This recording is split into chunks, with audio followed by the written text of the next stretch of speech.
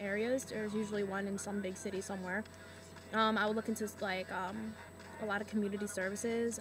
I would talk to maybe like the social directors or like people that work in like the psychology counseling area of your school, if you are comfortable with them, because you do have some ignorant assholes out there. Yeah. Well, you know, the thing is, like, we don't have resources like that around us, so We have to go to the city. yeah, we have to go to the city, to clubs and stuff, and that's fine. That's why I say bring your friend. If you think your girl's cute, If send there's your a friend. pride around Go you, for it. go to pride. I don't care how stereotypical it may be. I don't care how disgusting you may be by people that are not like you.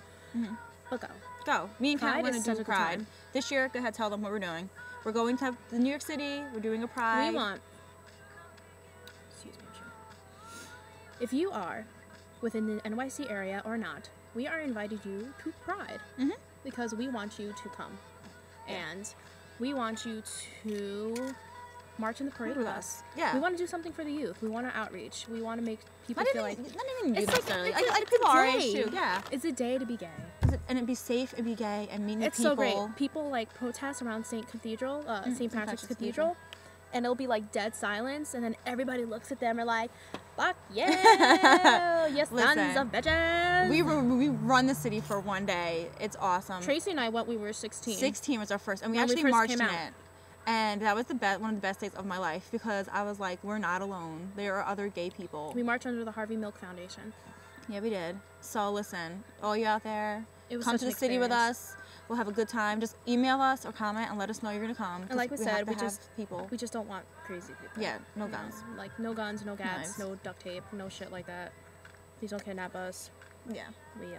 we don't do What that. else we got here? Oh, coming out. Coming out to a Christian family. And how old were we? We were 16. Is this light enough out? I can't Yeah, tell. it's cool. You can see us. I'm a hot mess. We were 16 when we came out. I had it a lot worse. Kat had I think I was blessed with my family. It was just like, my dad kind of flipped briefly, but they were okay with it. That's because they knew you were like playing roller hockey at like. I know. True. I'm like, you guys didn't get the red flag, and I was the only girl playing hockey. They were like, no, we just thought you like sports. Yeah, I was gay. But my parents were okay, thank God. Because they saw what I went through with, like, people's parents. Like, a lot of people's parents wouldn't let their kids hang out with me because they thought I was going to turn their daughters gay. The irony in that is that I was dating most of them. I was like, But they came on to me, so whatever. But I feel like we're like confessing, like we're in jail. Like they came on to me. they did. Whatever, I don't care. But it is hard. A lot of it came from, like, hardcore Christian families. I had friends that got kicked out because they were gay. Kat had a really rough time. Kat probably talk more about it. Well, I like to say that first and foremost, I have a very, very healthy relationship with my parents now. It took a really long time to get there. I used to get in a lot of trouble when I was younger. You know, like I would always get caught like shoplifting but a lot of it was like I was trying to fit in and I met the wrong crowd and like I coincidentally fell in love with the wrong crowd. Oh, that's a whole other story. Sorry, yeah. Is it pink in the background? I don't know. Ooh, can't see. I remember when I came out to my family, I was 15? I was 16. I started the drive. No, you were 15. I was 15. You were 15. I was a 16. baby in the class. Yep. I was 15 years old. We live in a really, really tiny conservative part of New York, ironically. Republican. Yeah, hello. McCain Nation. And it was Diversity Week, and there was, you know, all the gays, because we all came out to each other. It was like this little slow revolution in Carmel. And I was like, hey, you know, there's a diversity speaker, and one of our friends, Trish, not another one, Patricia, there we go, was like, oh, I'm gonna go and I'm gonna make a speech, and we were all like, yeah, that's such a good idea, we should stick together, and everyone's like, yeah, I'm gonna do it, yeah, I'm gonna do it. Well, it turns out that I was the only one that had the balls to do it, and I remember sitting there in front of the entire school because a guy from a past class came, and he wanted to speak about being gay, because he went to school in Carmel, and I, coincidentally, at that time, had my speech ready, and I came out in front of the entire school in Casey Hall, twice. And all I remember was looking at all these people and thinking, after today, everyone's gonna know me as that gay girl. There's no hiding. And a big reason why I did it was because I had a really rough time growing up with it. I was really depressed. I was really just like, really alone, didn't know what to do. Like my parents are very, like, they're from different countries. They're Hispanic. They are very religious. which is funny because no one else is really religious in my side of the family except for them. True that. And I remember just looking at, and I just started crying hysterically. And I remember they come up to me like, it's okay, we're here for you. And I was like, I'm gay. Well, that's how your friends came out. I told my friends. And I remember ever since then, everyone came out to us. We were like the girls that people came out to. I walked out of class to see you in that speech because my teacher wouldn't let me go. And I was like, I'm leaving. I legitimately walked out of class. I got suspended. I did. I didn't care. I was like, whatever. Because bullshit. You know, it was time to make a stand. And it was just, like, it was okay for, like, the football players to go and have a football meeting, but we couldn't go, like, see my best friend have a speech. Fuck that. I left class. And then at that point, everybody knew. I remember somebody in the audience actually said that I was going to hell. Oh, been there. Yeah. I was like, I said something about, like, you know, there's a lot of people, I don't know, I don't remember. It was 6 years ago. 6 years ago. And I was like, I actually have the pictures of that still. And they're like, I said, you know, people think that, you know, gay people are automatically go to hell. And someone in the was like, you will. And I was like, I will see you after class. I will fucking bring you with me. Damn son right. of a bitch. Although we were lucky because I didn't really lose like that many friends being gay. Or I didn't personally. Because we were on the basketball team. Yeah, and softball. I think I got distant from some of my friends. A lot of people. I remember one time my friend had my back.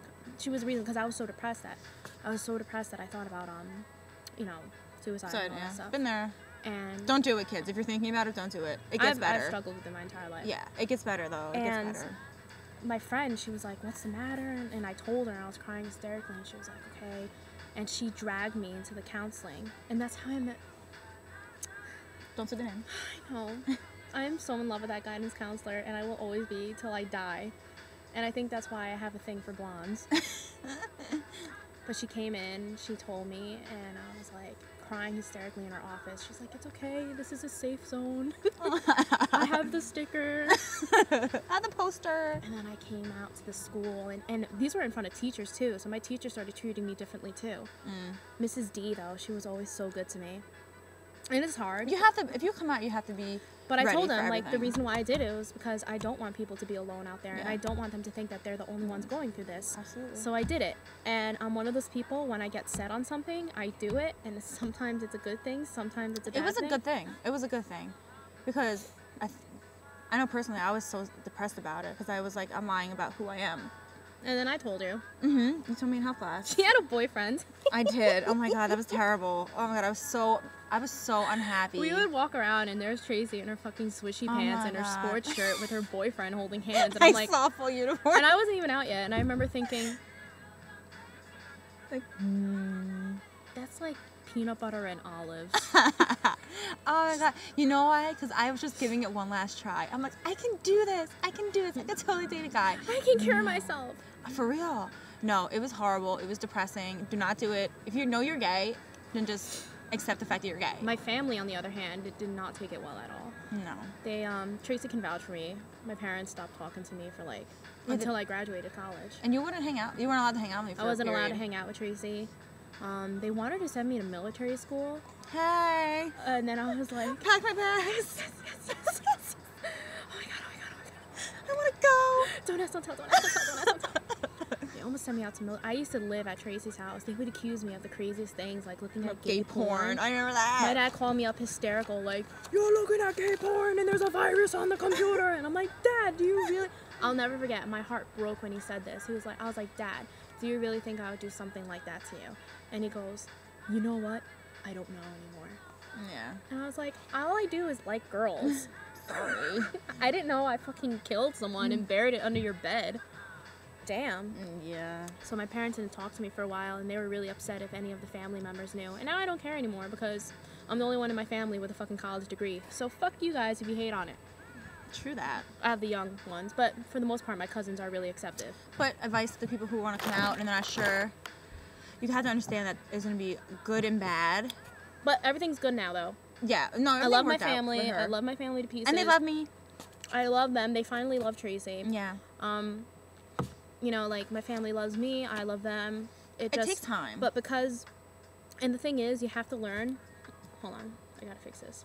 You have to learn that it is not people's fault for the way they treat you.